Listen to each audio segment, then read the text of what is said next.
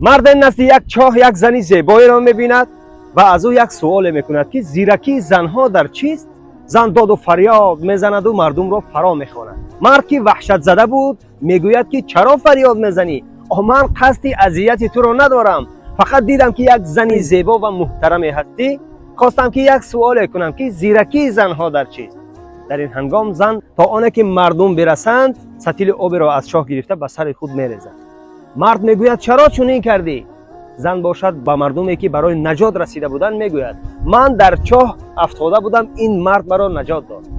مردم باشد مرد را احسن میخوانند، میروند به کار خویش.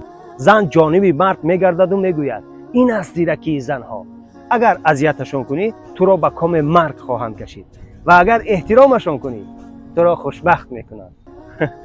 از این گفته می شود که شاعران بیهوده نگفته است که یک مکر زنی لاشه صدها خرابار باشد.